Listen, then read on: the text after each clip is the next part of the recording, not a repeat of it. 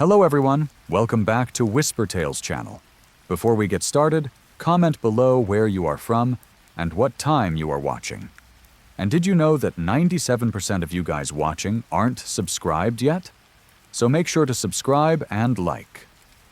Alright, let's get into it. Story 1. The Whispering Ice of Lake Winnipeg. The winter of 1987 brought something unnatural to the shores of Lake Winnipeg. Garrett Thornhill had lived in the small fishing community of Riverton his entire 43 years, and he'd never seen the ice behave the way it did that December. It started when his youngest daughter, Corinne, came home from skating with her friends, pale and shaking. She wouldn't speak for 3 hours, just sat at the kitchen table staring at her hands. When she finally opened her mouth, all she said was, "The ice knows my name." Garrett laughed it off. Kids had wild imaginations, especially 12-year-old girls who spent too much time reading horror paperbacks from the library. But then Corinne's friend, Bethany Merrick, went missing. She'd been skating on the lake that afternoon, and when the sun set, she never came home. The search party found her skates sitting in the middle of the frozen lake, laces still tied, positioned as if she'd simply stepped out of them and walked away in her socks.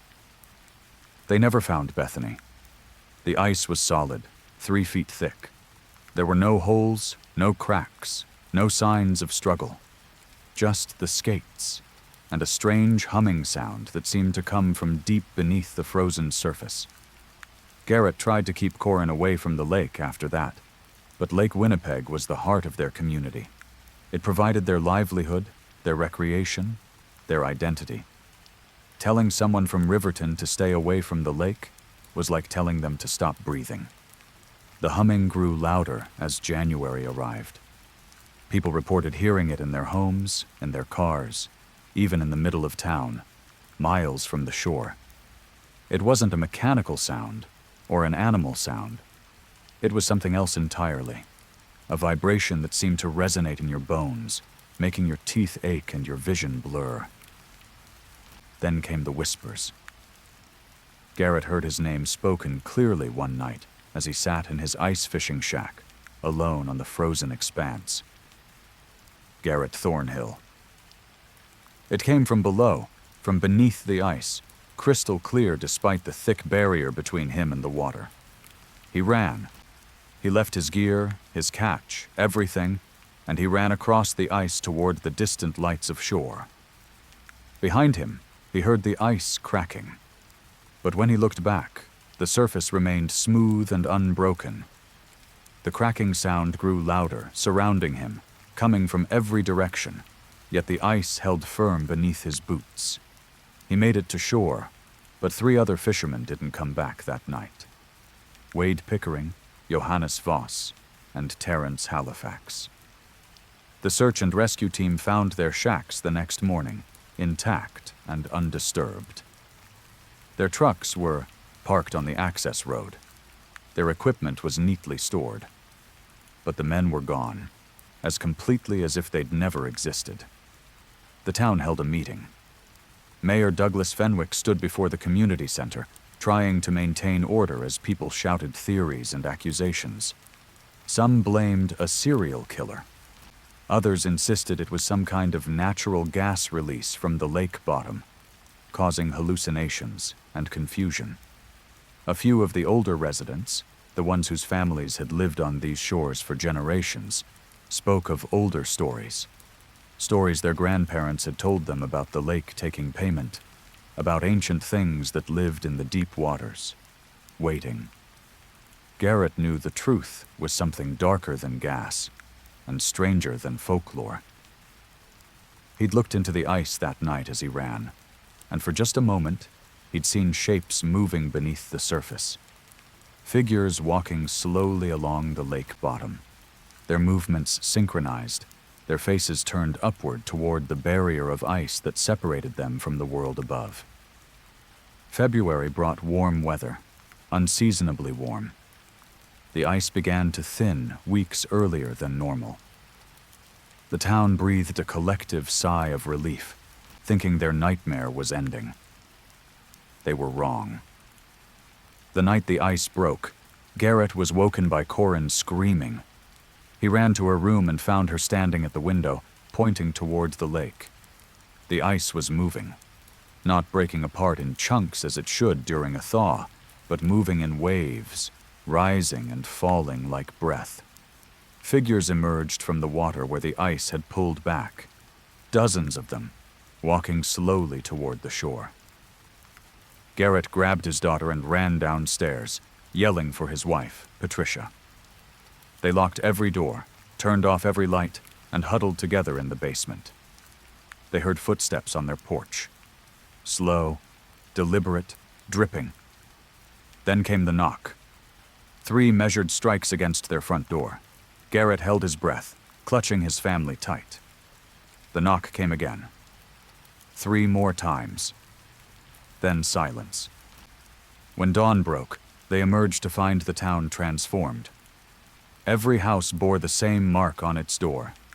3 parallel scratches, deep gouges in the wood, still wet. But it wasn't water that dripped from these marks. It was something thicker, something that smelled of deep lakes and ancient cold.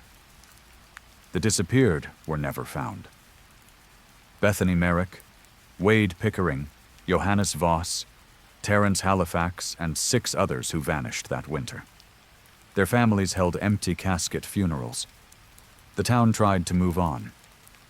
But every winter since, when the ice grows thick on Lake Winnipeg, people report hearing the whispers. Names called from beneath the frozen surface. And every winter someone new goes missing. The lake knows what it wants. The lake knows your name. And when it calls, some part of you wants to answer, wants to walk out onto that ice and keep walking until you find out what waits below. Garrett moved his family to Winnipeg the following spring. They never went back to Riverton. But sometimes, on cold nights, Corinne wakes up hearing her name whispered in a voice that sounds like cracking ice and deep water. She's 37 now, with children of her own. She's never let them learn to skate. Story 2. The apartment on Portage Avenue. Delilah Cresco found the apartment on a Thursday afternoon in March 1994. She'd been searching for weeks, and most places in downtown Winnipeg were either too expensive or too disgusting. But this one was perfect. Hardwood floors, high ceilings, plenty of natural light. And the rent was almost too good to be true. The landlord, Horace Quillen, was an elderly man with nervous hands and eyes that didn't quite meet hers when he spoke. He showed her through the apartment quickly, rushing through his explanations about the utilities and the laundry in the basement. When Delilah asked about the previous tenant, Horace's face went carefully blank. She left rather suddenly, he said. Family emergency. Couldn't give proper notice. Delilah should have pressed for more information, but she was desperate.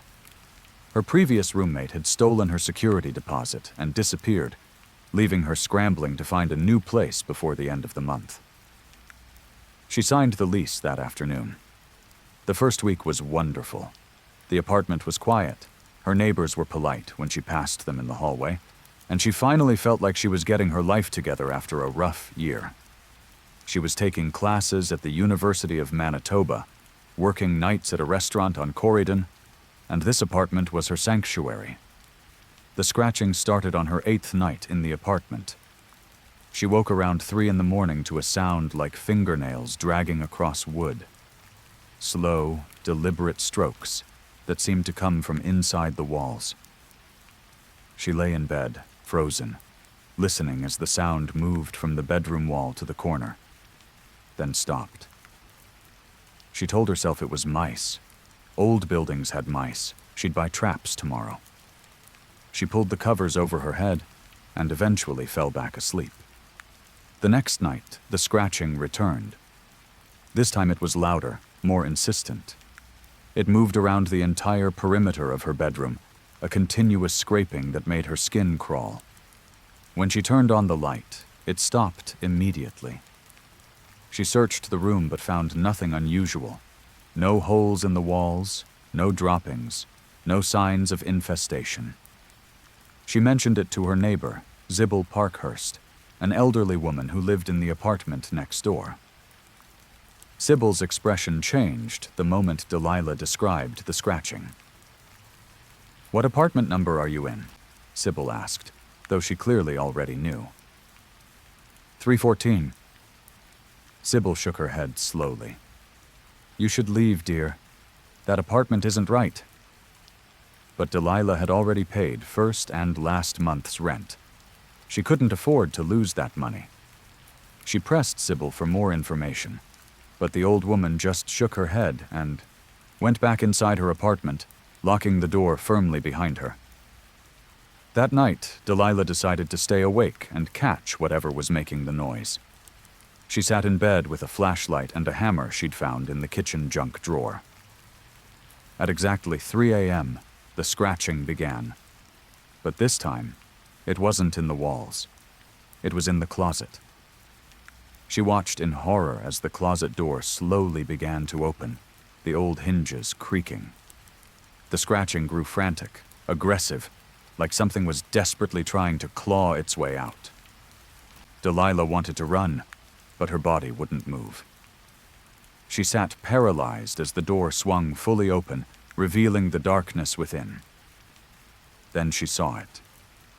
A figure standing in the back of the closet, partially hidden by her hanging clothes.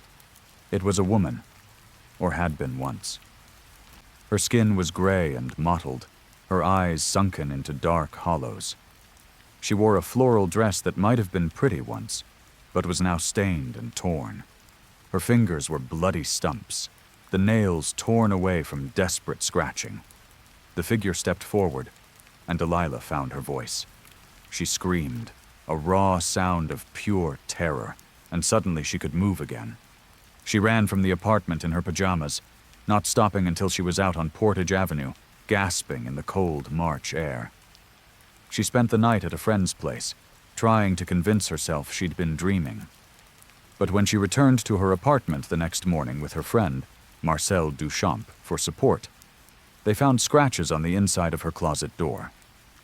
Fresh scratches, the wood still showing pale where it had been gouged, and written in the dust on her bedroom floor, in shaky, desperate letters, "Help me." Marcel wanted to call the police, but Delilah knew they'd think she was crazy. Instead, she went to the library and searched through old newspaper archives, looking for anything about her building or apartment. She found it in a newspaper from 1987. A woman named Constance Merriweather had disappeared from an apartment on Portage Avenue. The article was brief, stating only that she'd been reported missing by her employer when she didn't show up for work for 3 consecutive days. Police had checked her apartment and found it undisturbed, her belongings still in place, but no sign of Constance herself. Delilah felt sick. She knew with absolute certainty that she'd seen Constance in her closet. But how? And why? She confronted Horace Quillen that afternoon. At first, he denied everything, but when she threatened to go to the police, he broke down. The story came out in fragments, punctuated by his sobbing. Constance had been his tenant, yes? She'd been a quiet woman, kept to herself, always paid her rent on time. 1 month, she didn't pay. Horace had come to check on her and found the apartment empty. Or so he thought. He'd cleaned the place out, packed up her belongings, and re-rented it within the month. But Constance hadn't left. She'd been in the walls. The landlord's brother, Franklin Quillen, had come to help renovate the apartment after a pipe burst in the bathroom. They'd opened up the wall between the bedroom and the hallway and found her body, wedged into the narrow space. She'd somehow gotten stuck there, and she'd died trying to claw her way out. The brothers had panicked. Franklin had a record, and they were afraid they'd be blamed for her death.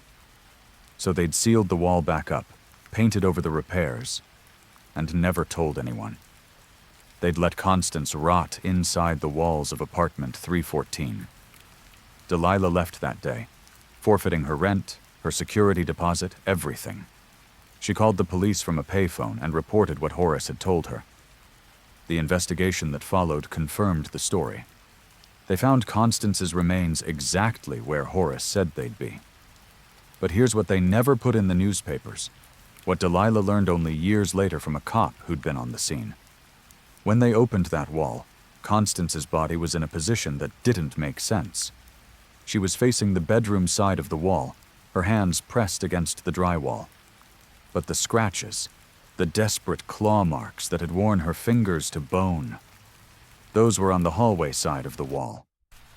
Constance had been trying to scratch her way into the apartment, not out of it.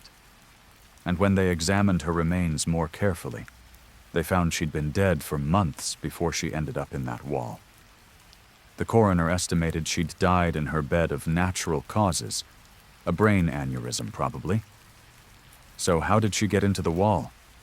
And what exactly had been scratching its way toward Delilah's bedroom every night? The building still stands on Portage Avenue. Apartment 314 has been rented many times since then. None of the tenants stay longer than a few weeks. The scratching always starts on the 8th night. Story 3. The Children of Rosedale. In the summer of 1976, the Rosedale neighborhood of Winnipeg seemed like the perfect place to raise a family.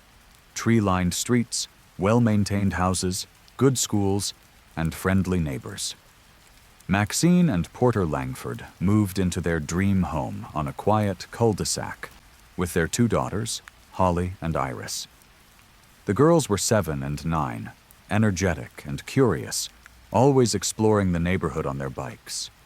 Maxine was grateful for the safety of the area, the way parents looked out for each other's children, the sense of community that seemed increasingly rare in the modern world.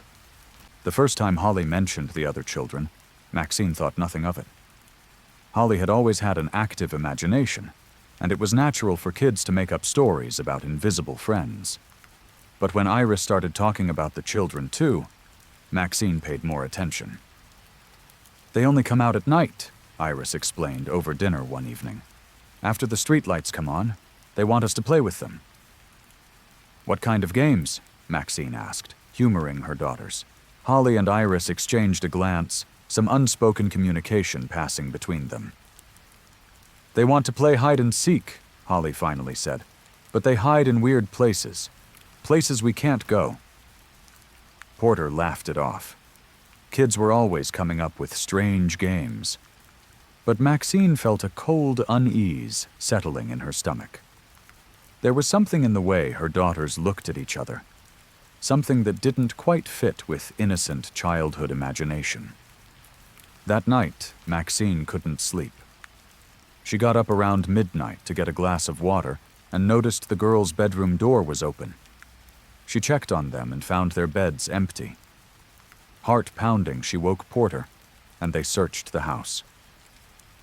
The back door was unlocked, swinging slightly in the summer breeze. They found their daughters in the backyard, standing perfectly still in the middle of the lawn, staring up at the stars. When Maxine called to them, they didn't respond. She had to physically shake them before they seemed to wake up, confused and disoriented. "We were playing," Holly said, tears forming in her eyes. "The children asked us to play." Over the next few weeks, the nighttime wandering became a regular occurrence. Maxine and Porter installed locks on the girls' bedroom door, but somehow the girls always got out. They'd find them in the yard or on the sidewalk, or once, disturbingly, standing in the middle of the intersection at the end of their street, staring down the empty road. Other parents in the neighborhood began reporting similar incidents. The Kemps's son, Stellan, was found in a neighbor's backyard at 2 a.m. The Villarreal twins, Hugo and Celeste, were discovered in the park, sitting on the swings in complete darkness. None of the children remembered leaving their homes. They all talked about the other children, the ones who wanted to play. The neighborhood held a meeting. 17 families attended, all with children between the ages of 5 and 10, all reporting the same disturbing behavior. Dr. Lavinia Frost, a child psychologist who lived on the next street over, suggested it might be a form of mass hysteria or shared delusion, common in tight-knit communities. But that didn't explain what happened to Stellan Kemp. His parents had taken to sleeping in shifts, one always awake to watch their son. His mother, Rosemary, was on watch when she heard Stellan talking in his room. She opened the door to find him standing at the window, carrying on a conversation with someone outside. "They're here," he said without turning around. "They say it's time to play forever." Rosemary ran to the window, but the yard below was empty. When she turned back to her son, he was climbing out the second-story window. She grabbed him just in time, pulling him back inside as he fought against her, crying and screaming that he wanted to go with his friends. The next morning, they found something in the yard below Stellan's window. Child-sized footprints in the dew-covered grass. Dozens of them, forming a circle directly beneath the window. But that wasn't what made Rosemary call the police. It was the fact that the footprints were all facing outward from the circle, and they didn't lead anywhere. They simply appeared in the grass, as if the children had materialized there, stood for a while, and then vanished. The police investigated, but there was nothing to investigate. No crime had been committed. Children sleepwalking wasn't illegal. But Officer Hammond Bright, who'd grown up in Rosedale, told Rosemary something that made her blood run cold. "This happened before," he said quietly. "In 1952, my mother was one of the affected children.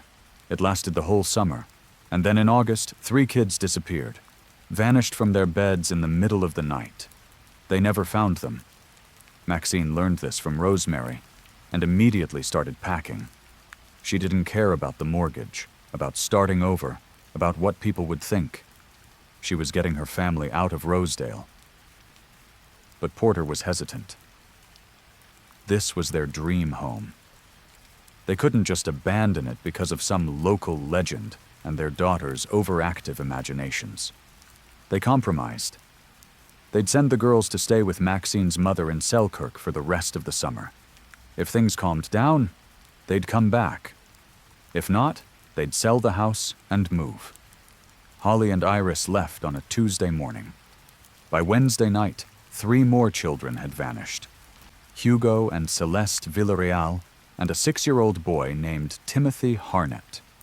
Their parents had locked doors, nailed windows shut, even tied the children to their beds in desperate attempts to keep them safe. It hadn't mattered. By morning, the children were gone, their restraints undone, their windows open to the summer night. The neighborhood erupted into panic. Police brought in tracking dogs, organized massive searches, brought in experts from across the province.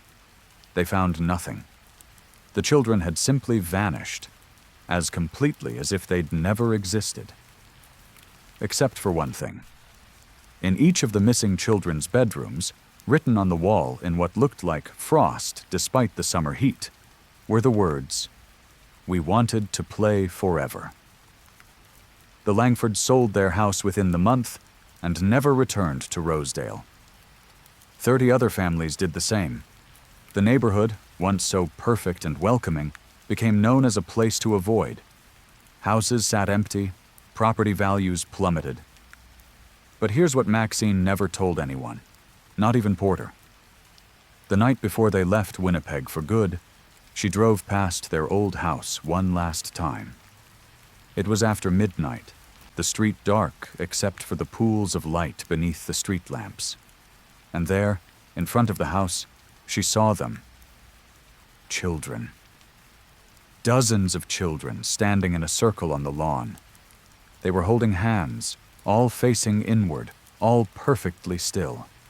And in the center of the circle stood Hugo, Celeste, and Timothy. They looked happy. They looked like they were finally home. Maxine drove away and never looked back. Holly and Iris are adults now, with families of their own. They've never returned to Winnipeg. And they've made their mother promise that when they have children, She'll never, ever tell them about the summer of 1976 in Rosedale. Some invitations to play should never be accepted. Story 4. The Night Drive to Churchill. In November 1998, 4 friends decided to drive from Winnipeg to Churchill to see the polar bears. It was a stupid idea from the start. The drive was over 1,000 kilometers, much of it through desolate wilderness on poorly maintained roads. Winter was setting in early that year, and weather reports warned of a major storm system moving across northern Manitoba. But Vaughn Kerrigan, Imogen Shale, Desmond March, and Antoinette Bristol were young and adventurous and certain of their invincibility. They'd loaded up Vaughn's old pickup truck with supplies, camping gear, and enough food for a week. They'd left on a Friday afternoon, planning to reach Churchill by Sunday evening. They never made it. The trouble started around midnight on the first night. They'd made good time, driving through the darkening landscape, the truck's headlights cutting through the increasingly heavy snow. They were somewhere north of Thompson, still hours from Churchill, when Desmond noticed something odd. "Have we passed that tree before?" he asked, pointing to a distinctively twisted pine at the side of the road. Vaughn laughed it off. Trees looked alike, especially at night in a snowstorm. But 20 minutes later, they passed the same tree again. Impossible to mistake, with its trunk bent almost 90 degrees before shooting back up toward the sky. They checked the GPS. It showed them on the road to Churchill, making steady progress north. But the tree said otherwise. They'd somehow driven in a circle. Vaughn turned the truck around, determined to backtrack and figure out where they'd gone wrong. But the road behind them looked different. The snow had covered their tire tracks impossibly quickly, and landmarks they'd passed just minutes before were gone. The landscape had changed when they weren't looking. "Maybe we should stop and wait for morning," Imogen suggested. She was the cautious one, the planner. She'd been against this trip from the beginning, but there was nowhere to stop. The road stretched endlessly in both directions, cutting through featureless forest and snow. They couldn't see more than 50 feet in any direction. To pull off the road would be to risk getting stuck. So they kept driving. And that's when they saw the lights. Not headlights or streetlights, but strange luminescence dancing between the trees. Blue-green flickers that moved independently of any source, drifting through the forest like living things. Antoinette, who was studying physics at university, suggested it might be ball lightning or some other rare atmospheric phenomenon. But lightning didn't follow vehicles. These lights did. They paced the truck, staying just out of reach, appearing and disappearing among the trees. Then the radio started picking up strange signals. Not stations or static, but voices. Dozens of voices talking over each other in languages none of them recognized. Some of the words sounded almost familiar, like English spoken backwards or French filtered through water. "Turn it off," Imogen said, her voice tight with fear. But when Vaughn tried, the radio wouldn't respond. The voices grew louder, more insistent, and beneath them was another sound. Laughter. Children laughing. The truck's engine sputtered, once, twice, then caught again. Vaughn pressed the accelerator, and they lurched forward, gaining speed. The laughing grew louder. The lights between the trees multiplied, surrounding them now, keeping pace no matter how fast they drove. That's when they saw the figures on the road. People standing in the headlights, appearing suddenly from the swirling snow.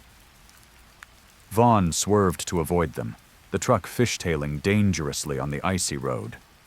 But as soon as they'd passed one figure, another would appear. They were dressed wrong. That was the first thing Desmond noticed.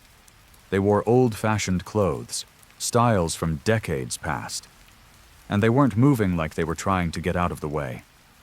They were just standing there, watching the truck approach, their faces blank and pale in the headlights. Vaughn couldn't keep swerving. The road was too narrow, the conditions too treacherous. He gripped the wheel and drove straight ahead, bracing for impact as a figure loomed directly in their path. A woman in a long dress, her hair loose and wild, her eyes reflecting the headlights like an animal's. They drove right through her. No impact, no sound. She simply dissolved into mist as the truck passed through the space where she'd been standing. "What the hell was that?" Antoinette screamed. But no one had an answer. They drove through 3 more figures in the next 10 minutes, each one dissolving into nothing as the truck passed through them. The gas gauge was dropping faster than it should. They'd started with a full tank, but now it showed half empty, then quarter full, the needle sliding downward as they watched. Physically impossible unless they had a leak, but Vaughn had checked the truck before they left. Everything had been fine. They spotted a building ahead, a small structure at the side of the road, illuminated by a single flickering light. It looked like an old gas station or trading post. They didn't care what it was. They needed to stop, to get their bearings, to figure out what was happening. Vaughn pulled into the dirt lot in front of the building. The moment the engine died, absolute silence fell. The wind stopped. The snow hung suspended in the air. Even the lights in the forest went dark. "I don't like this," Imogen whispered. "We should go."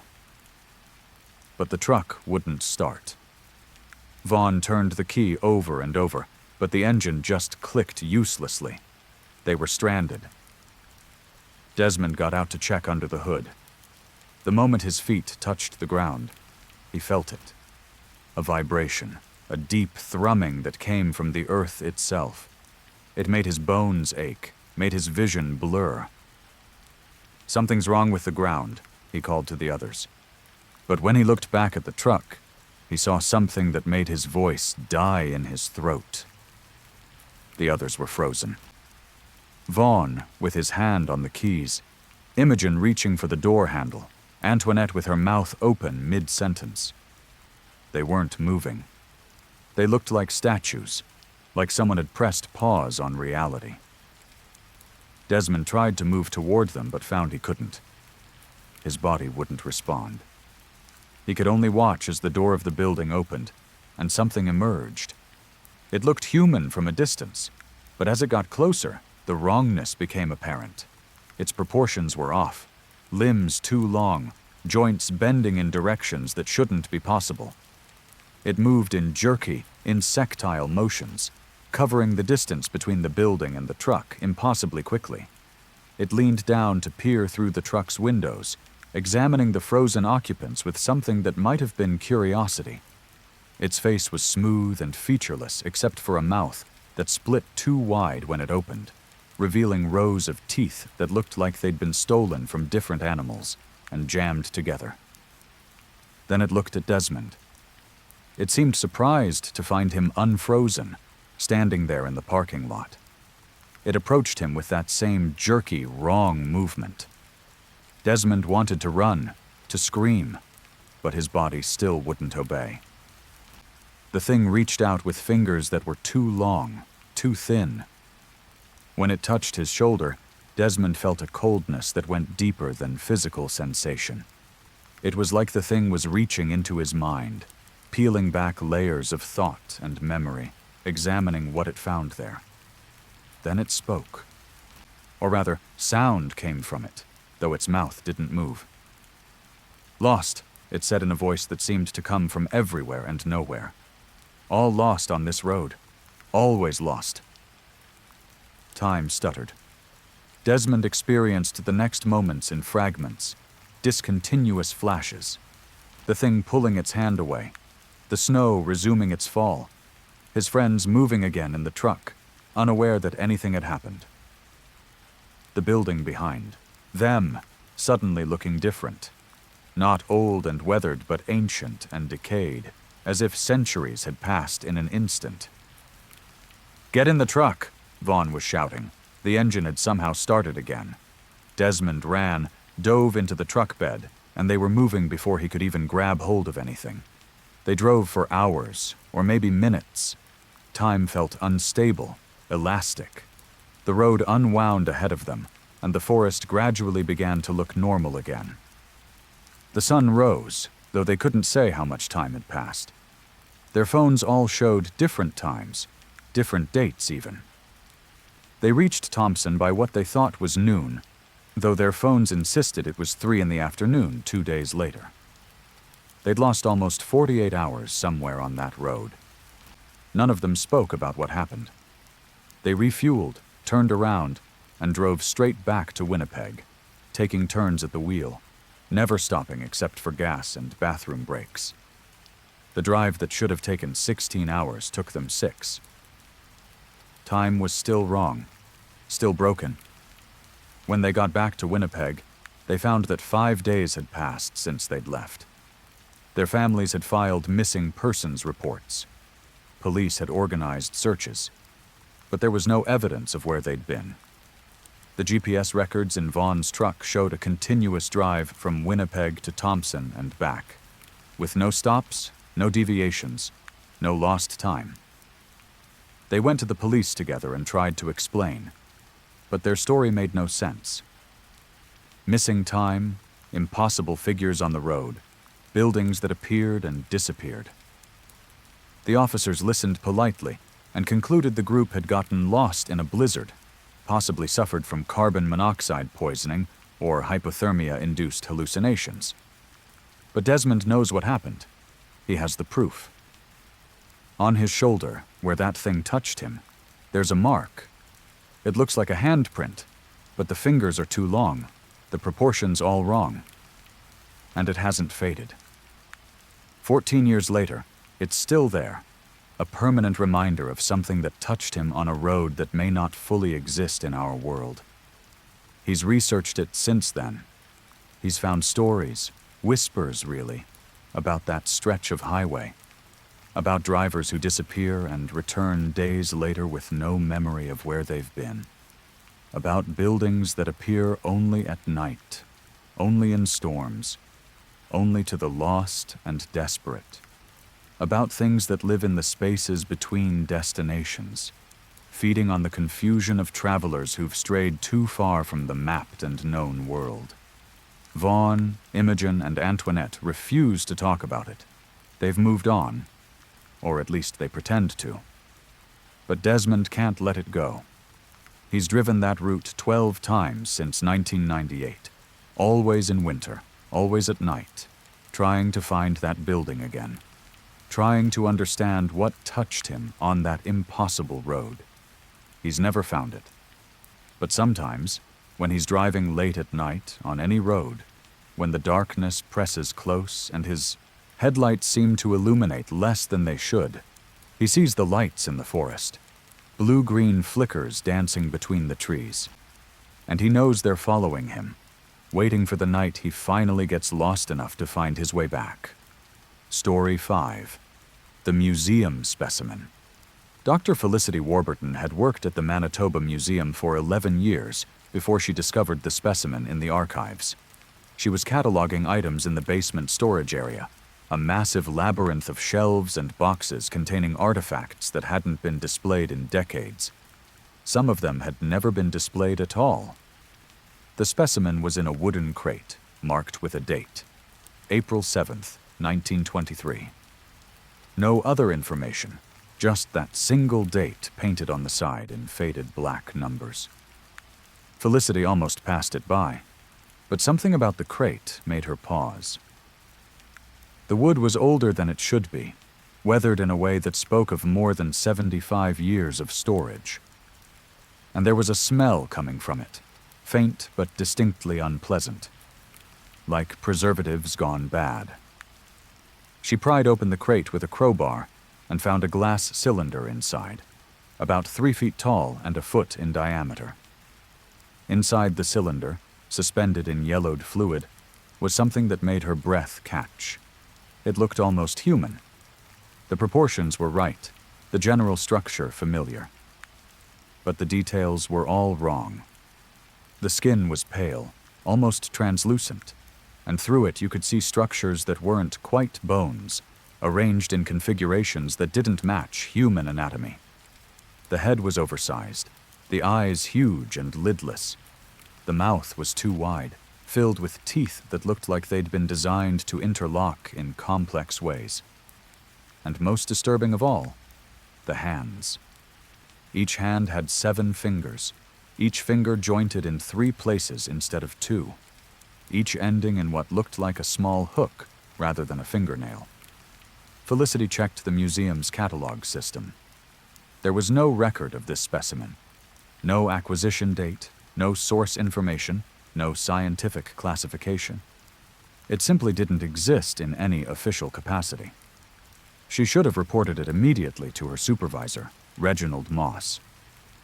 That was protocol for unidentified artifacts. But something made her hesitate. The specimen fascinated her. She'd studied biological anthropology before switching to museum curation, and this thing represented something entirely outside her understanding of human development. She set up a workspace in a corner of the storage area and spent her lunch breaks studying the specimen. She took measurements, photographs, detailed notes. She estimated it to be approximately the size of a human 10-year-old, but determining its actual age was impossible without proper testing. The fluid inside the cylinder was old, breaking down. She could see sediment collecting at the bottom, and the specimen itself was beginning to show signs of decay. She requested permission from Reginald to have the preservative fluid replaced, claiming it was for a catalogued specimen that needed maintenance. He approved the request without checking which specimen she meant. The process of transferring the specimen to a new cylinder required draining the old fluid first. Felicity set up a sterile environment as best she could and carefully opened the seal on the original cylinder. The smell that emerged was overwhelming, causing her to gag and step back. It wasn't just old preservative. It was something else, something organic and deeply wrong. She forced herself to continue. The specimen needed to be moved quickly before exposure to air caused further degradation. She lifted it carefully from the cylinder, and that's when she realized her first mistake. The specimen was heavier than it should be. Much heavier, as if something inside it was denser than flesh and bone should be. And worse, it was warm. Not room temperature, but distinctly, unnaturally warm. That shouldn't be possible. Whatever preservatives had kept this thing intact for decades should have long since broken down any processes that could generate heat. She laid it on the sterile sheet she'd prepared and began the process of cleaning off the old fluid before transferring it to the new cylinder. She worked quickly, trying not to breathe too deeply, trying not to think about the wrongness of what she was touching. That's when it opened its eyes. Felicity jerked back, knocking over her tray of instruments. The specimen's huge, lidless eyes stared directly at her. They weren't the cloudy, lifeless eyes of something preserved in chemicals for decades. They were clear, aware, intelligent. And then it moved. A small movement, just a flexing of those 7-fingered hands. But it was unmistakable. The thing was alive. Had been alive. Preserved in that cylinder for 75 years or more. Alive and aware and trapped. Felicity screamed. She didn't mean to, but the sound tore from her throat before she could stop it. The specimen's mouth opened, wider than should be anatomically possible, and it made a sound back at her. Not quite a scream, not quite a hiss, but something that made every primitive part of her brain scream warnings. She ran.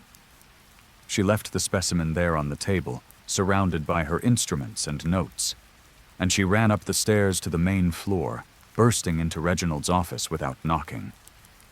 The story spilled out of her in fragments. The crate, the specimen, the impossibility of what she'd found. Reginald listened with a growing expression of horror, and when she finished, he said the last thing she expected. "You found it." He'd known. Not specifically what was in that crate, but that something was down there. Something that previous curators had whispered about.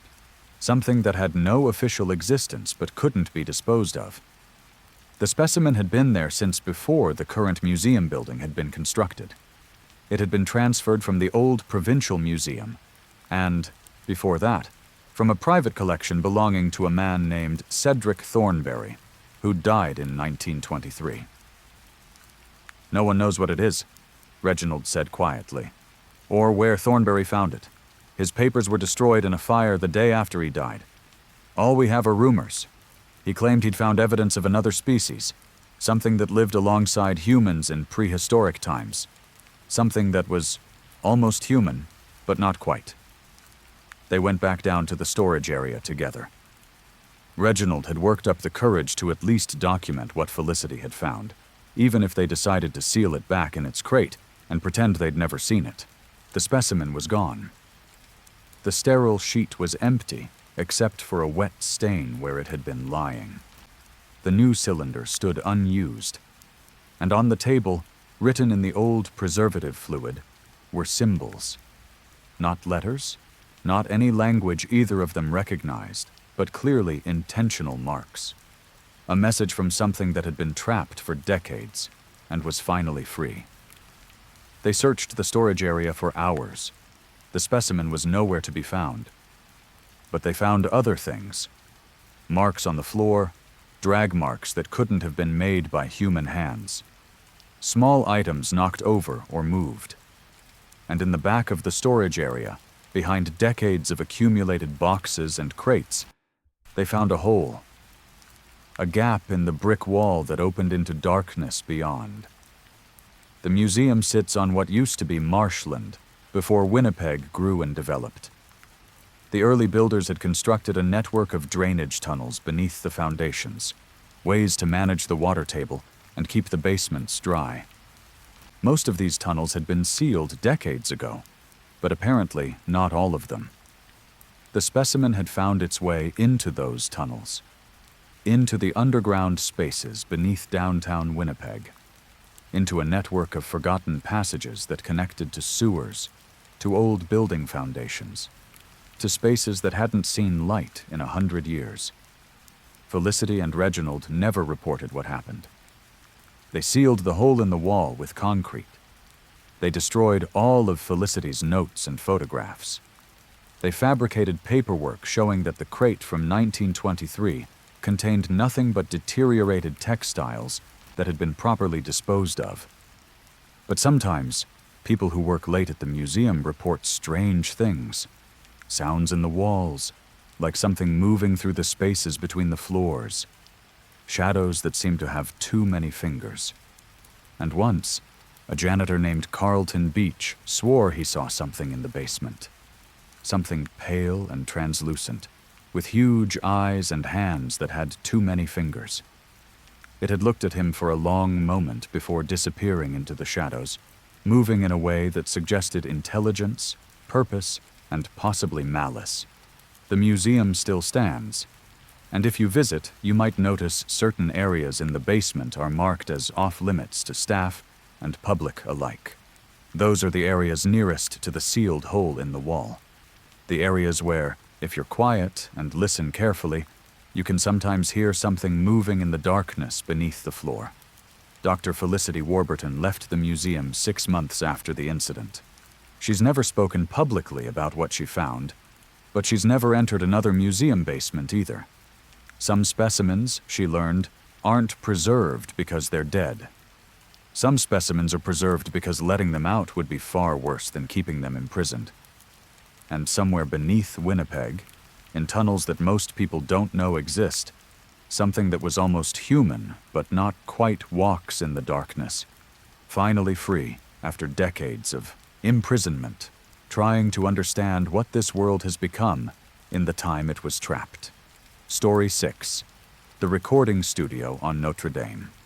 In 2003, a small recording studio opened on Notre Dame Avenue in Winnipeg's West End. It was called Resonance Sound, and it was run by a man named Leopold Vachon, a sound engineer who'd worked in studios across Canada before deciding to open his own place. The building was old, a converted warehouse that had served various purposes over the decades. Leopold got it cheap because of its history. In the 1970s, it had been a nightclub where 2 people had died in a fire. In the 1980s, it had been a church that closed after the pastor disappeared under mysterious circumstances. The building had been empty for years before Leopold bought it, and locals considered it unlucky. But Leopold didn't believe in luck. He believed in acoustics, in sound quality, in the craft of recording. He spent 6 months renovating, installing soundproofing, building proper isolation booths, setting up equipment. The studio was beautiful when he finished, with warm wood panels, vintage equipment mixed with modern digital tools, and an atmosphere that any musician would love. The first band to record there was a local punk group called Visceral Intent. Their lead singer, Marlo Ash, loved the space immediately. The acoustics were perfect. Leopold knew his equipment inside and out, and they got more done in the first session than they'd managed in weeks at other studios. But during the second session, Marlo heard something odd.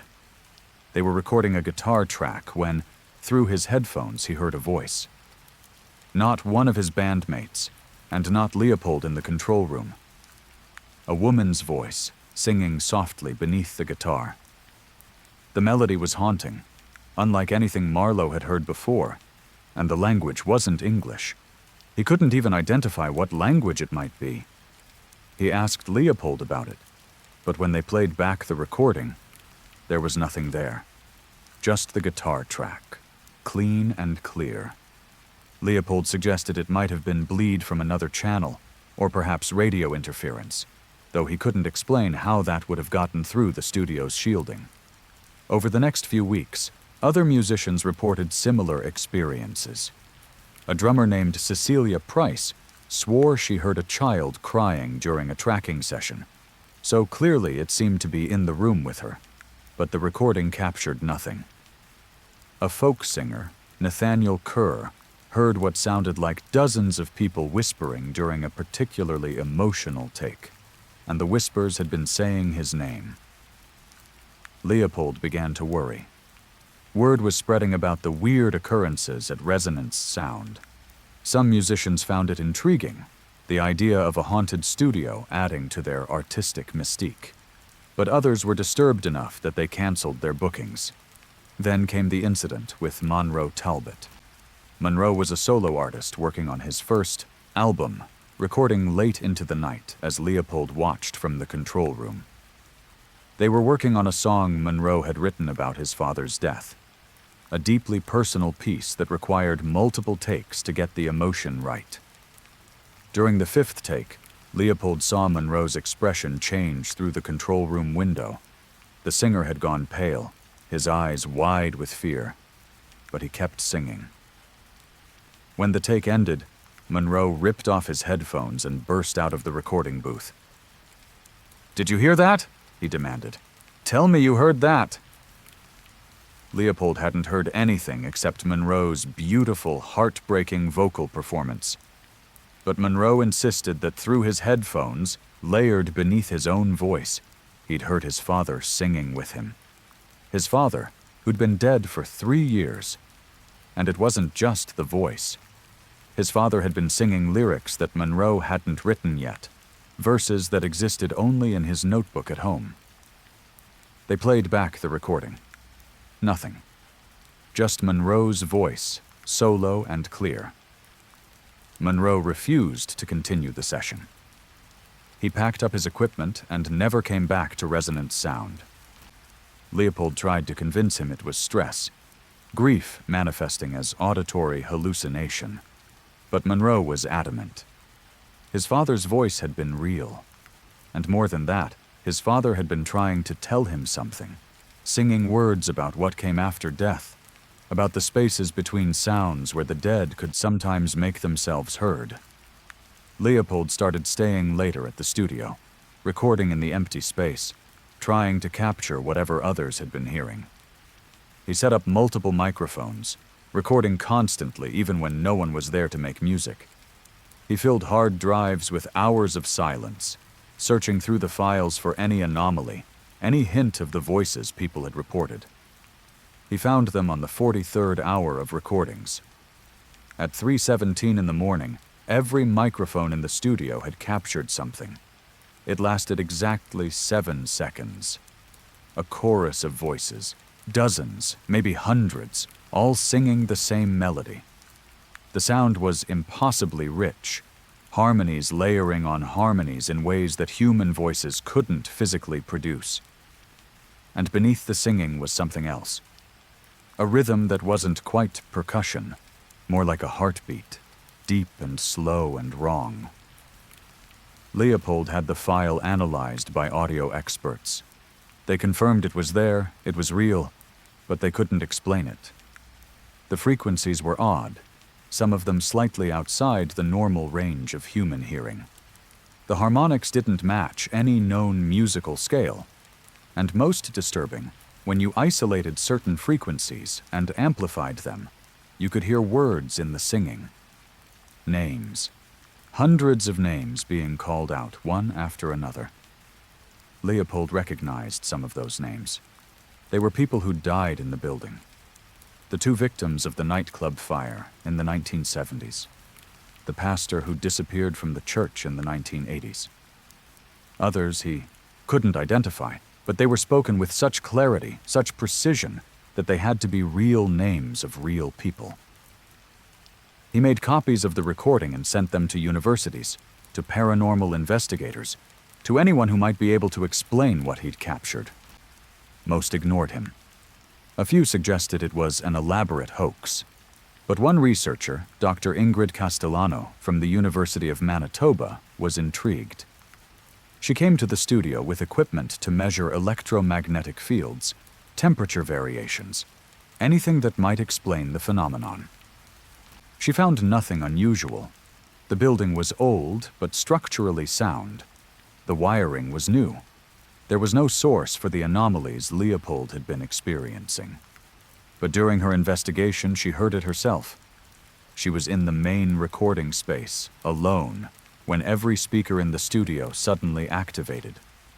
The volume climbed to painful levels, and through the distortion and feedback came that same chorus of voices. But this time, they weren't just singing. They were calling to her specifically, using her full name including her middle name, Christabel, which she never used and hadn't mentioned to Leopold. The speakers blew out from the volume. Thousands of dollars of equipment destroyed in seconds. And in the sudden silence that followed, Dr. Castellano heard one more thing. A whisper, so close it seemed to be spoken directly into her ear. "We're in the walls. We've always been in the walls. And we want out." Leopold closed resonance sound the next day. He didn't even try to repair the equipment. He just locked the doors and walked away, selling the building at a loss to the first buyer who'd take it. Dr. Castellano published a paper about her experience, but it was dismissed by her colleagues as professional suicide, a once respected researcher throwing away her credibility on ghost stories. The building on Notre Dame still stands. It's been a dozen different businesses since Resonance Sound closed. None of them last more than a few months. Employees report strange sounds, especially at night. Voices in the walls, singing in languages no one recognizes. The sound of names being called, over and over, an endless roll call of the dead. Leopold never worked in music again. The experience broke something in him. That fundamental trust in the world making sense. He lives in Brandon now, as far from Winnipeg as he could get while staying in Manitoba. And he's destroyed every recording he made at Resonance Sound, every file, every backup, all except one. He kept a single copy of that 7-second chorus, locked in a safe deposit box. He told me once, over drinks when I interviewed him for this story, that he keeps it as a reminder. "We spend our whole lives making sounds," he said. "Music, conversation, laughter, all of it.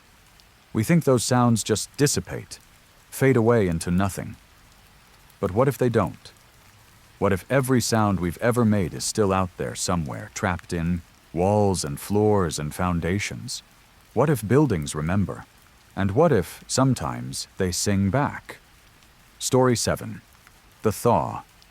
Every spring, Winnipeg experiences the thaw. Snow melts, rivers swell, and the city emerges from winter's grip. It's a time of renewal, of hope, of life returning. But in the spring of 1989, something else emerged from the melting snow in Wolseley. It started with the smell. Residents of Wolseley Avenue between Banning Street and Arlington Street reported a horrible stench as the snow melted in late March. The city assumed it was a backed-up sewer or maybe a dead animal that had frozen over winter and was now decomposing. They sent a crew to investigate. What they found was worse than anyone expected. As the snow melted away from a vacant lot between two houses, it revealed shapes. Dozens of them, partially buried in the earth, preserved by months of frozen ground. They were bodies, or parts of bodies. But they weren't human. The creatures were roughly humanoid in shape, about 4 feet tall, with elongated limbs and heads that were too large for their bodies. Their skin, where it remained intact, was a grayish-blue color. They had no eyes, just smooth expanses where eyes should be. Their mouths were circular, filled with concentric rings of teeth. The city cordoned off the area immediately. They brought in forensic experts, biologists, anyone who might be able to identify what these things were. No one had answers. The creatures didn't match any known species. Their physiology was impossible, organs arranged in ways that shouldn't function, bones with a structure that seemed designed for a different gravity than Earth's. The investigation was led by Detective Harriet Mulligan, a 20-year veteran of the Winnipeg Police Service. She'd seen terrible things in her career, but nothing had prepared her for this. The bodies had been there for months at least, buried in the lot sometime before the first snow fell in November. But there was no record of anyone reporting missing persons who might match these descriptions, because these weren't persons. They were something else entirely. The property was owned by an elderly woman named Agatha Winterbourne, who'd lived in the house next to the lot since the 1950s. When Harriet questioned her, Agatha seemed confused by all the fuss. "Oh, those," she said, as if discussing garden pests. "They've been coming around for years. Usually they stay out of sight, but sometimes you have to deal with them. They get into the garbage, you see, make terrible messes." Harriet thought the old woman was suffering from dementia, making up stories to explain something she didn't understand. But Agatha insisted. The creatures had always been there, living beneath Winnipeg, in tunnels and caves that existed long before humans settled the area. Most of the time they stayed underground, but occasionally they came to the surface. Usually at night, usually in winter when the cold kept other people indoors. "How did they die?" Harriet asked, trying to keep her tone professional. Agatha's expression darkened. "I dealt with them. They were killing neighborhood cats. I couldn't have that. So I set out poison. Antifreeze mixed with sardines. They ate it readily enough." Harriet was stunned. This elderly woman was admitting to killing dozens of... what? Unknown creatures? Possible new species? And she'd done it to protect cats? "Ms. Winterbourne, do you understand the gravity of what you've done? These could be an undiscovered species. They could be evidence of... "Evidence of nothing," Agatha interrupted. "They're vermin. Dangerous vermin. And if you knew what was good for you, you'd burn those bodies and forget you ever saw them." The bodies were taken to a secure facility for study. Scientists descended on Winnipeg from across Canada and beyond. This was potentially the discovery of the century, evidence of a species that had evaded documentation despite living in close proximity to a major city. But the studies yielded more questions than answers. The creature's DNA was wrong. It didn't match anything in any database. It barely resembled DNA at all, more like something that performed similar functions, but had evolved along entirely different lines. Carbon dating of their tissues gave impossible results, suggesting they were both very old and very recent simultaneously. And then the attacks started. 2 weeks after the bodies were discovered, 3 homeless people were found dead in downtown Winnipeg. They'd been killed by something with claws and teeth, torn apart with savage efficiency. The wounds matched the creature's dental structure. More deaths followed. A jogger in Assiniboine Park, a security guard working alone at a warehouse, a couple whose car broke down on a dark stretch of road. All killed in the same way, all in locations where someone had been alone and vulnerable after dark. Harriet realized with growing horror that Agatha had been right. The creatures weren't just undiscovered wildlife. They were predators, and by removing the bodies, by publicizing their existence, the city had declared war on something that had previously been content to remain hidden. The police and wildlife officials organized hunting parties. They set traps, used thermal imaging to search the old tunnel systems beneath the city. They found evidence everywhere. Bones, mostly animal, but some disturbingly close to human. Nests made of garbage and debris, and signs of a population much larger than the few dozen bodies found in that vacant lot. The hunt lasted through April and into May.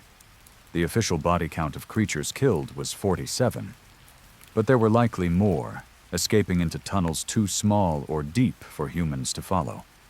The attacks stopped in late May, but whether that was because the creatures had been eradicated or had simply retreated deeper underground, no one could say.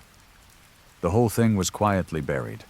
The bodies were destroyed, the research papers classified, and the scientists involved were encouraged to pursue other interests. The official story became a gas leak in the old tunnel systems that had caused mass hallucinations. The deaths were attributed to a serial killer who was never caught, though police claimed to have several suspects. Agatha Winterbourne died in her sleep in 1992. Her house was torn down, and the vacant lot next door was finally developed, a nice duplex going up where those bodies had been found. The new residents report no problems, no strange smells, no sounds in the night. But Detective Harriet Mulligan, retired now, still thinks about those creatures. She's researched Winnipeg's history, reading old journals and newspapers, looking for any reference to similar encounters. She's found hints, references to things that might be explained by those creatures. Reports from the 1800s of pale devils that attacked travelers on the prairie. Stories from indigenous peoples about the underground people who sometimes stole children or killed the unwary. And she's noticed something troubling in recent years. Missing persons reports in Winnipeg have been trending upward. Not dramatically, just a few more each year than statistical norms would predict. People who vanish from the streets at night, leaving no trace, no body, no evidence of foul play. Just gone, as completely as if they'd been dragged down into dark tunnels and consumed by something humanity doesn't want to acknowledge exists. Every spring, when the snow melts and the earth thaws, Harriet watches the news carefully. She's waiting for another discovery, another vacant lot yielding its terrible secrets. Because she knows what Agatha Winterbourne knew. Those creatures are still down there, still breeding, still hunting. They were here before we built our city above their tunnels, and they'll be here long after we're gone, waiting in the darkness beneath our feet, patient as only predators can be. Story 8. The Broadcast. In December 2001, CKWM radio suffered a technical malfunction that lasted exactly 6 minutes. During those 6 minutes, instead of the usual late-night programming, listeners across Manitoba heard something that would haunt many of them for the rest of their lives. The station's engineer, Dalton Pembroke, was on duty that night. It was just after midnight, and he was monitoring the equipment while the automated system played overnight content. Everything was running normally, when suddenly every light on his board flashed red simultaneously. The normal broadcast cut out, replaced by dead air. Dalton scrambled to identify the problem, but before he could even begin diagnostics, sound came through the monitors. But it wasn't anything from their broadcast cue. It was something else. At first it sounded like static or interference, but beneath the noise, patterns emerged. Voices, Dalton realized. Multiple voices speaking simultaneously, but not in any language he recognized. The cadence was wrong, the phonemes inhuman. And underneath it all was a sound like breathing, deep and rhythmic, as if the broadcast itself was alive. He tried to cut the feed, to switch to backup systems, to do anything to stop whatever was going out over the airwaves. Nothing worked. His equipment wouldn't respond. He could only watch helplessly as the strange broadcast continued, filling the airways with its impossible sounds. Listeners across the province heard it. Truck drivers on lonely highways, insomniacs in Winnipeg apartments, farmers doing late-night checks on livestock. And something about the broadcast affected people differently, depending on who they were and where they were listening. Clarice Brennan was driving home from a late shift at the hospital when the broadcast began. At first, she thought her radio was malfunctioning, but when she tried other stations, they were all carrying the same signal. Every station, every frequency, all broadcasting this same alien cacophony. Then the voices began speaking English. Or rather, they began using English words, though the sentences didn't make grammatical sense. Remember the before, they seemed to say. Remember when we walked above and you walked below. Remember the exchange. Remember the price. Clarice felt a headache building behind her eyes, a pressure that made her vision blur. She pulled over, afraid she might crash, and sat in her parked car listening to the broadcast. And as she listened, images began forming in her mind. Not memories, but something like memories.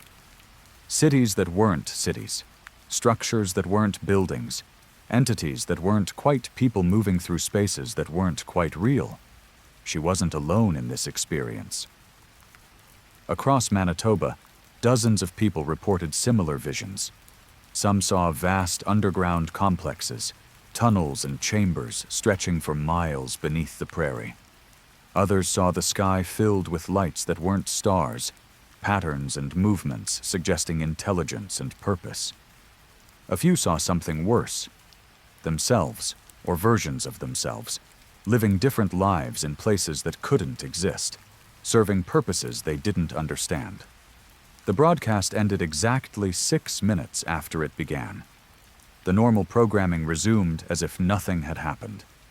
Dalton sat in the station's control room, staring at his equipment, trying to understand what had just occurred. Every system showed normal function. According to his logs, there had been no interruption in broadcast at all. But the calls started immediately, listeners demanding to know what they'd just heard. Some were angry, some were frightened. A few claimed to have been enlightened or transformed by the experience. Dalton had no answers to give them. The station manager, Vernon Hargrave, arrived within the hour. They pulled the tapes, examined every piece of equipment, interviewed Dalton extensively. The recordings from that 6-minute period showed nothing unusual, just normal late-night programming, exactly what should have been playing. But dozens of people had heard something else, something that had gone out over the airways to every radio in range, bypassing the station's actual broadcast entirely.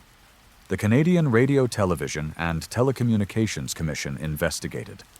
They found no evidence of hijacking, no external interference, no technical explanation for what had occurred. Their official conclusion was mass hysteria, possibly triggered by some kind of atmospheric phenomenon that caused unusual radio interference across a wide area.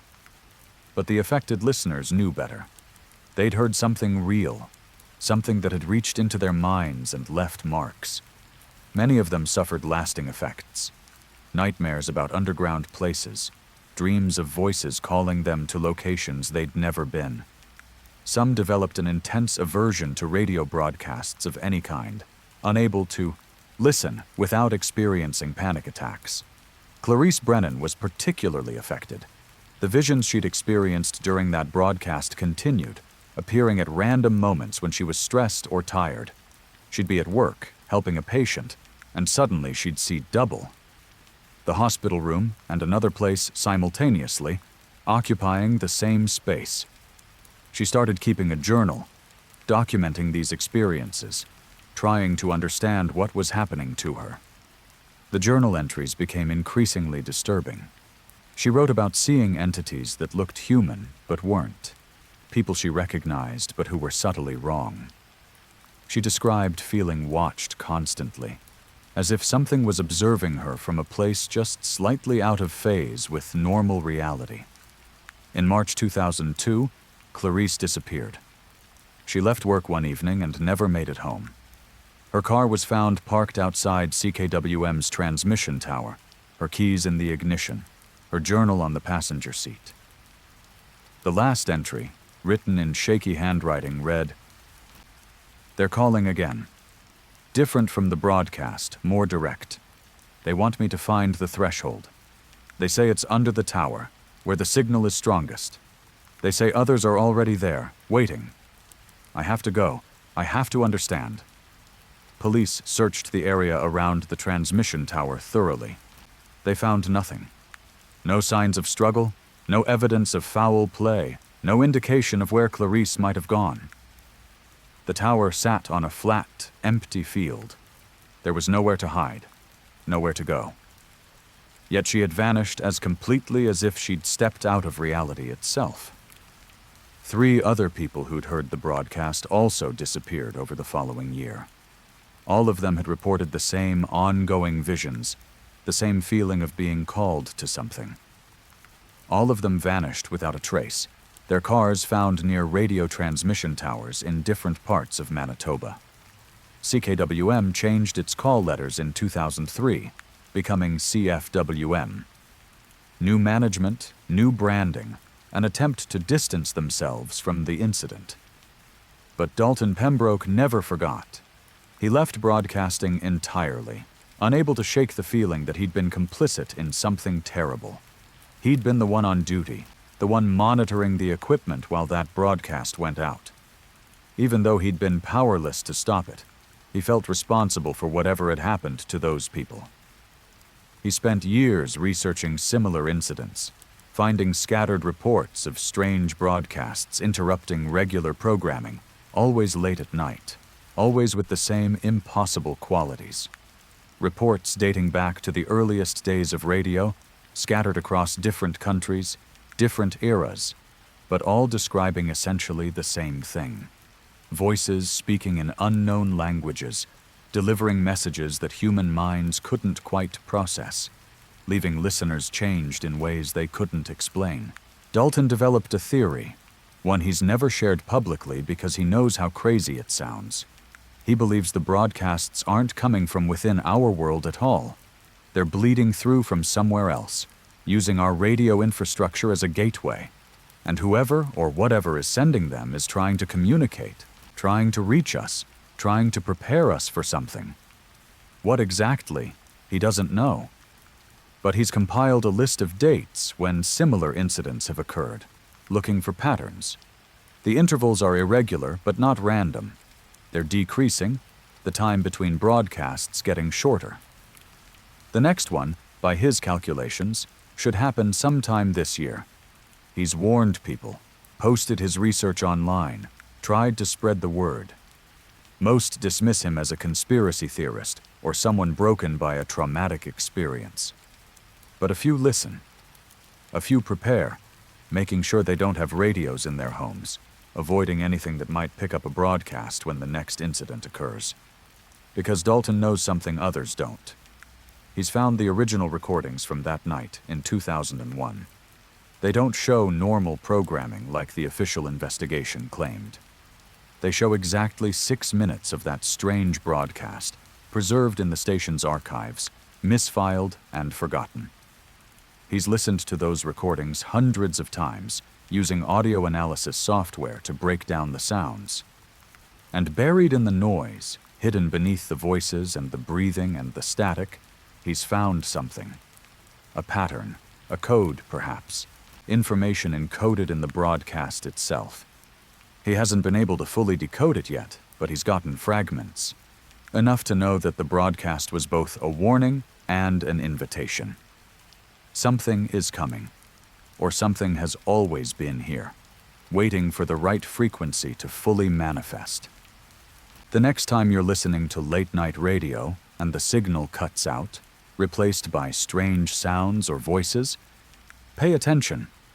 It might be technical difficulties, or it might be something trying to reach you from the other side of the threshold, calling you to join those who answered before. And whatever you do, don't let yourself see the visions. Don't let the images take hold in your mind. Because once you see what they want you to see, you can never fully unsee it. And eventually, like Clarice Brennan and the others, you might find yourself compelled to seek out the source, to walk into that space between stations where the lost ones wait. Story 9. The Snow Fort. January 1993 brought record snowfall to Winnipeg. The city disappeared beneath white drifts that swallowed cars, buried mailboxes, and created a winter wonderland that children saw as an endless playground. In the suburb of St. Vital, 5 children decided to build the ultimate snow fort. Kelvin Ashworth, 12 years old and the unofficial leader of the group, drew up elaborate plans. They would build a fortress with multiple rooms, tunnels connecting different sections, towers for lookout, and walls thick enough to withstand any snowball assault. His friends, Ottilie Crane, Humphrey Betts, Gemma Radcliffe, and Wade Pasternak, thought it was the best idea anyone had ever had. They worked for 3 days straight, every moment they weren't in school or eating dinner. The fort grew larger and more complex than even Kelvin had imagined. The heavy, wet snow packed perfectly, allowing them to carve out surprisingly spacious interior chambers. They created a main hall, sleeping quarters, a throne room where Kelvin declared himself king of the fort, and a maze of tunnels that ran through the massive structure. By the 3rd day, the fort was taller than their parents' houses, a sprawling complex that covered most of the empty lot where they'd built it.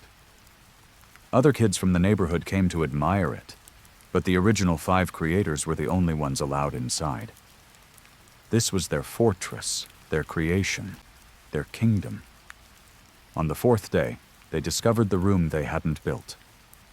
Humphrey found it while exploring the tunnel system, a chamber deep in the heart of the fort, larger than any they'd carved, with walls that seemed too smooth, too perfect.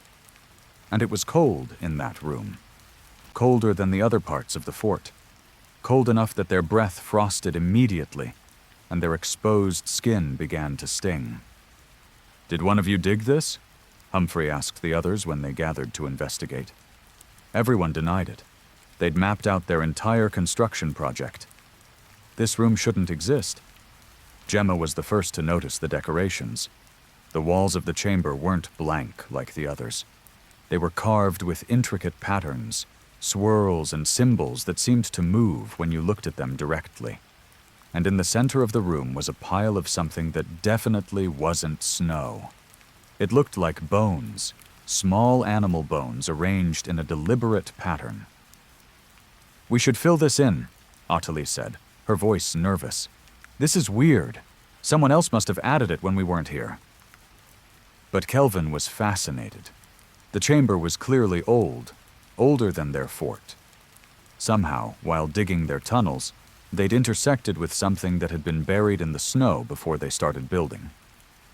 Maybe it was from last winter, he reasoned. Maybe some kids had built something here last year, and it had gotten buried, preserved under successive snowfalls. They decided to keep it, making the strange chamber a secret part of their fortress, a mysterious discovery that made their fort even more special. They swore not to tell anyone else about it. That night, all 5 children had the same dream. They were in the snow fort, but it was different. Larger, older, made of ice rather than snow, and they weren't alone. Figures moved through the chambers, tall and thin and wrong.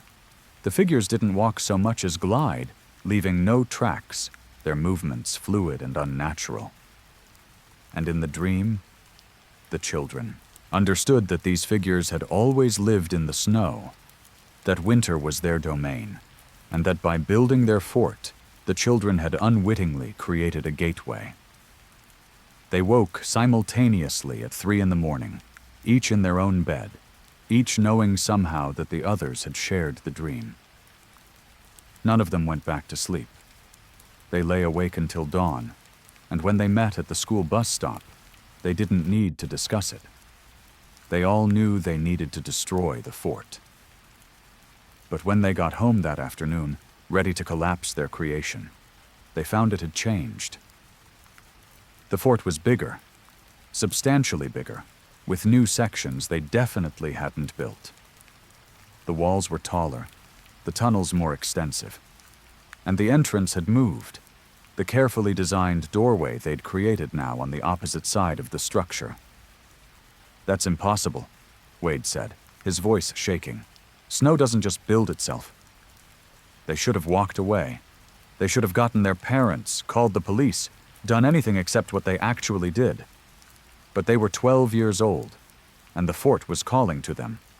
They could feel it, a pull like gravity drawing them toward the entrance. Kelvin entered first, the others following reluctantly. The interior had transformed completely. The tunnel system they'd built was gone, replaced by something labyrinthine and intentional. The walls were ice now, smooth and transparent, and through them they could see shapes moving. The same figures from their dreams, circling the fort, waiting. They tried to leave, but the tunnels shifted. Every path led deeper instead of out, every turn taking them further into the heart of the structure. They called for help, screaming for their parents, but their voices seemed to die in the ice walls, making no sound beyond a few feet. They found themselves in the central chamber, the one they'd discovered the day before. But it was different now. Larger, cathedral-like, with a ceiling that stretched up into darkness. The bone arrangement was gone, replaced by 5 marks carved into the ice floor. Names, they realized. Their names, spelled out in letters formed from symbols they shouldn't be able to read, but somehow understood perfectly. The figures entered the chamber. Tall and pale and beautiful in a way that hurt to look at. They were humanoid, but clearly not human. Their eyes were too large, too black, too empty. Their smiles revealed teeth that went back too far. And when they spoke, their voices echoed inside the children's heads rather than through their ears. "You built our door," the figures said, all speaking in unison. "You gave us passage into your warm world. Now you must help us stay. 5 doors need 5 anchors. 5 names need 5 keepers." Kelvin understood then what he'd done. The fort wasn't just a fort. It was a threshold, a bridge between the frozen spaces where these creatures lived and the warm world of humanity. And by building it, by carving, out passages and chambers, by spending so much time and energy on its construction, the 5 children had bound themselves to it. They'd become the anchors holding the door open. "What do you want?" Gemma asked, tears freezing on her cheeks. "To stay," the figures answered. "Winter is ending. When the snow melts, we return to the cold spaces, the nowhere places for long months. But if the door remains, if the anchors hold, we can stay. We can walk in your world even when the sun is warm." The children were found 3 hours later by their frantic parents. They were huddled together in the center of an empty lot, surrounded by snow but not inside the fort. The fort was gone. Completely gone, as if it had never existed. In its place was bare, packed earth, not even a remnant of snow to show where the massive structure had stood. The children weren't speaking. They sat in a circle, holding hands, their eyes open but unseeing. Paramedics transported them to the hospital, but physically they were fine. No frostbite, no injuries, not even particularly cold considering they'd been outside for hours in January. Psychologically was another matter. All 5 children were catatonic, unresponsive to any stimulus. They remained that way for 3 days before, one by one, they woke up. But they were different, changed. They wouldn't talk about what happened in the fort, claiming they remembered nothing after entering it that final time. But they'd wake screaming in the night, all of them, at the same moment. They developed an aversion to cold, wearing multiple layers even in summer, keeping their homes heated to uncomfortable temperatures. And they stayed together, the 5 of them, in constant contact, as if some invisible thread connected them. As they grew older, the effects became more pronounced. In winter, when the snow was deep, they would sometimes stop mid-conversation, their eyes going distant. They'd speak in unison, words in a language no one else understood. And around them, even in heated rooms, frost would form on windows, and ice would creep across surfaces. They're adults now, all in their 30s. They still live in Winnipeg, though none of them can quite explain why they've never left. They have jobs, relationships, lives that appear normal on the surface.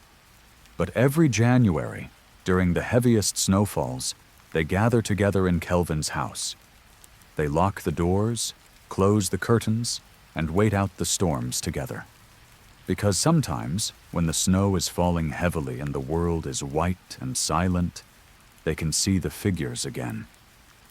Walking through the streets of Winnipeg, gliding past houses, peering into windows. The creatures are still here, still looking for their door, still hoping the anchors will finally give in and open the threshold permanently. The 5 of them hold strong, maintaining their grip on reality, refusing to let the door open fully. But it gets harder every year. The pull gets stronger. And they all know that eventually, one winter, one of them will weaken. And when that happens, when even one anchor fails, the door will open, and the figures that live in the cold spaces will pour through into our warm world, bringing with them the endless winter that is their natural domain. So if you're in Winnipeg during a heavy snowfall and you see figures moving through the storm, tall and pale and wrong, don't approach them. Don't speak to them. And whatever you do, don't build anything in the snow. Don't create passages or chambers or structures that might become something more. Because the things that live in winter are always looking for new doors, and they're very patient. They have all the cold months of eternity to wait. Story 10. The Final Train. The last train on the Winnipeg-Churchill line ran on May 23, 1997. Or at least that's what the records say. But Constance Jarrett knows better. She was a conductor on that final run. And what happened during those last miles of track is something she's never been able to fully explain. The passenger manifest showed 42 people boarding in Winnipeg for the 30-hour journey north. It was a mixed group. Tourists hoping to see polar bears, workers heading to Churchill for seasonal jobs, a few locals returning home, and one elderly Indigenous man named Solomon Whitewing who boarded without a ticket and whom Constance couldn't bring herself to turn away. The journey started normally. The train pulled out of Winnipeg's Union Station on schedule, heading north through familiar prairie landscape. Constance made her rounds, checking tickets, answering questions, making sure passengers were comfortable. She'd been working this route for 8 years and could practically run it in her sleep. Solomon Whitewing sat alone in the last car, staring out the window at the passing landscape. When Constance checked his section, He looked up at her with eyes that seemed far older than his weathered face suggested. "This train shouldn't be making this journey," he said quietly. "The land isn't ready to let it go." Constance assumed he was being poetic, or perhaps was one of those passengers who got emotional about the route's closure. The Winnipeg-Churchill line was being shut down due to budget cuts, and many people felt strongly about losing this vital northern connection. She smiled politely and moved on. The first sign that something was wrong came around hour 12, somewhere north of Thompson. The train began to slow, though there was no scheduled stop. Constance radioed the engineer, Marcus Hull, asking about the deceleration. "I'm not slowing us down," Marcus responded, his voice tight with concern. "The train's doing it on its own. I've got the throttle fully open, but we're losing speed." Constance felt a cold dread settle in, her stomach. Mechanical failures were serious this far north, where help could be hours or days away. She began walking through the cars, trying to keep her expression calm while internally running through emergency procedures. That's when she noticed the passengers. They'd all stopped whatever they were doing. The tourists weren't taking photos anymore. The workers weren't reading or sleeping. Everyone was staring out the windows at the landscape passing by, their faces blank, their eyes unfocused. "Excuse me," Constance said to a woman named Rita Moss, gently touching her shoulder. Rita didn't respond, didn't even blink. She just continued staring out the window, her expression empty. Constance tried several other passengers with the same result. They were breathing, alive, but completely unresponsive. Except for Solomon Whitewing, who sat in his seat watching her with those ancient eyes. "The land is taking its price," he said. "It always does when people take without asking." "What are you talking about?" Constance demanded, fear making her voice sharp. "What's happening to them?" Solomon stood slowly, moving to the window. Outside, the landscape had changed. They were passing through an area Constance knew well, a stretch of boreal forest that should have looked familiar. But something was different. The trees seemed wrong, twisted in ways that hurt to look at directly. And between the trees, she could see shapes moving. Large shapes, keeping pace with the slowing train. This rail line, Solomon said, was built across sacred land. Medicine sites, burial grounds, places where the boundary between worlds grows thin. The builders knew, they were warned. But they built anyway, and for over 70 years the land tolerated the trespass. But now you're leaving, abandoning the route, and the land wants its payment for those 70 years. The train came to a complete stop. The engine's sounds died away, leaving absolute silence. Even the wind had ceased. Constance grabbed the radio, but it produced only static. All her equipment was dead. The shapes outside had stopped moving. They stood at the edge of the forest, barely visible in the twilight. Constance couldn't make out details, but she could sense their size, their wrongness. They were waiting for something. Then the passengers began to stand, all of them simultaneously, moving in perfect synchronization. They turned away from the windows and began walking toward the rear of the train, toward the last car where Constance and Solomon stood. "What do they want?" Constance whispered. "The land doesn't want anything," Solomon replied. "But the things that live here, the guardians and spirits and ancient entities, they're owed a debt. 42 passengers, one for each year since the last payment was made." Constance's mind reeled. "Payment? What payment?" Solomon reached into his coat and pulled out a folded newspaper clipping, yellowed with age. The article was from 1955, describing an accident on the Winnipeg-Churchill line.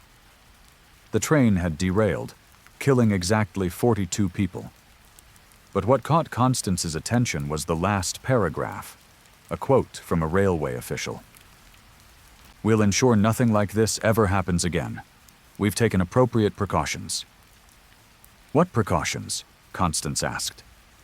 "They made a deal," Solomon said. "Every 42 years, the land would take a train, take its passengers. In exchange, the route could operate safely the rest of the time, but they broke the deal by shutting down the line. So now the land is taking what it's owed. One last collection.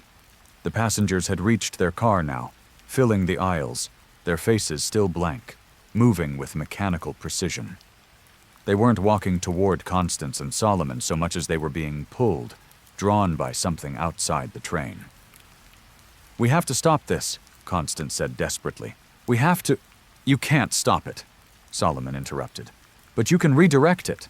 The land doesn't care who pays, only that the debt is settled. 42 souls, that's the price. But it doesn't have to be these 42. He pulled something else from his coat. A leather pouch, old and worn. He opened it, revealing what looked like dried herbs, small bones, and stones marked with symbols. "I've been preparing for this journey my whole life," he said. "My grandmother was on that train in 1955. She was supposed to die that day, but she made a different deal. She promised that someone from our line would be on the final train, and when the time came, they would satisfy the debt another way." Solomon began moving through the car, sprinkling contents from his pouch on each seat, chanting in a language Constance didn't recognize. The temperature dropped rapidly, frost forming on the windows. The shapes outside the train began moving again, circling the stopped train like wolves around prey. "What are you doing?" Constance asked. "Offering substitution," Solomon said. 42 souls are owed, so I'm giving 42 pieces of my soul, fragments collected over my lifetime, stored and saved for this moment. It won't be enough to satisfy the debt completely, but it might be enough to break the hold on your passengers."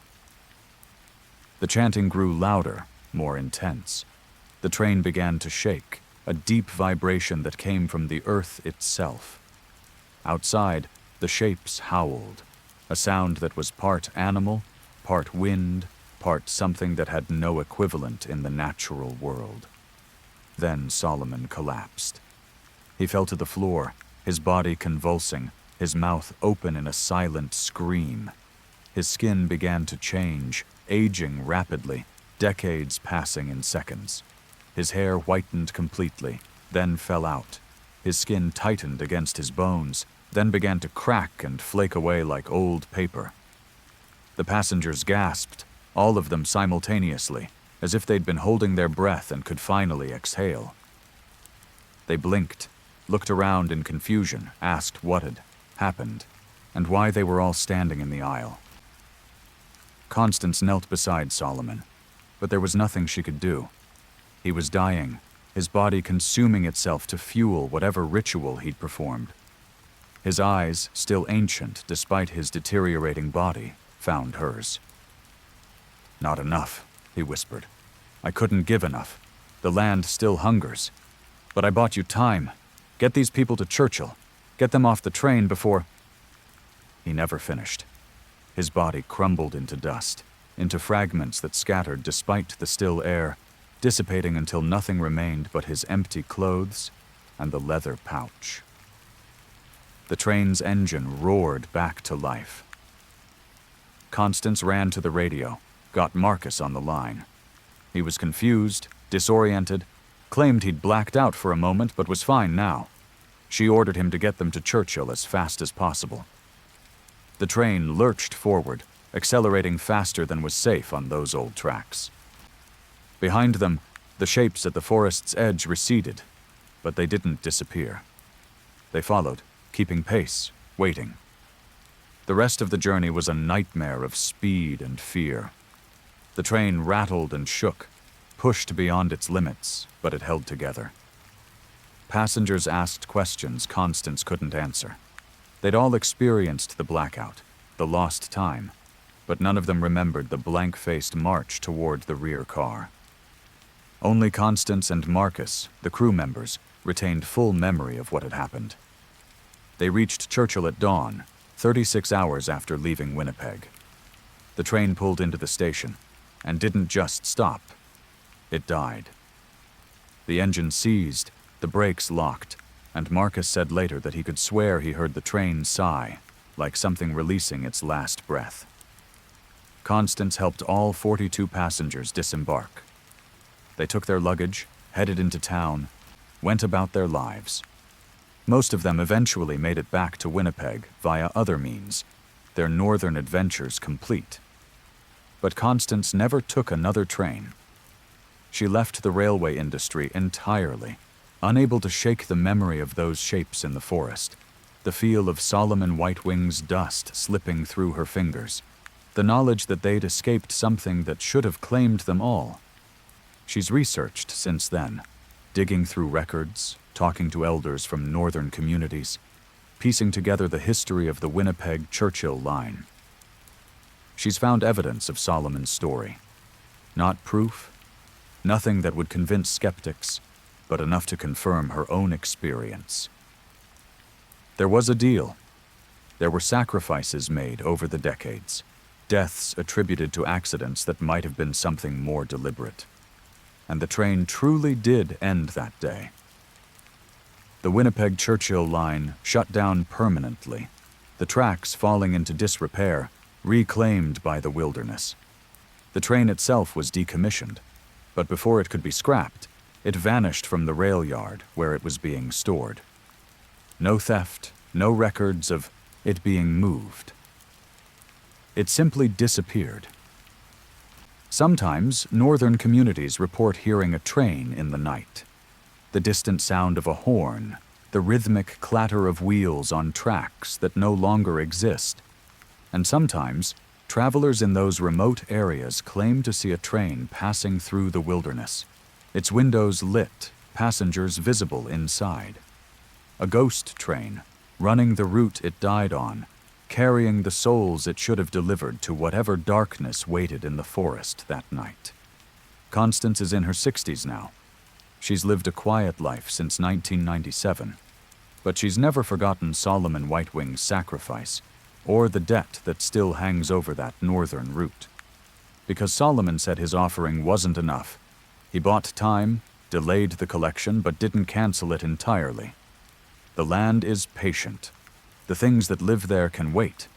And Constance knows that someday, when enough time has passed, when enough people have forgotten, someone will try to rebuild that line. They'll lay new tracks over the old route, send trains north again, convince themselves that the history doesn't matter, that stories are just stories. But the debt will still be there, growing with interest over the years. And when that first new train makes the journey from Winnipeg to Churchill, the land will finally take what it's owed. 42 souls plus all the years of waiting. The collection will be devastating. So if you ever hear talk of rebuilding the Winnipeg-Churchill Railway, remember what happened on that final train. Remember Solomon Whitewing, who gave everything to save 42 strangers. And remember that some routes are abandoned not because they're unprofitable, but because continuing to use them would cost more than any monetary value could justify. Some debts can't be paid. They can only be avoided. And the land, ancient and patient and hungry, never forgets what it's owed.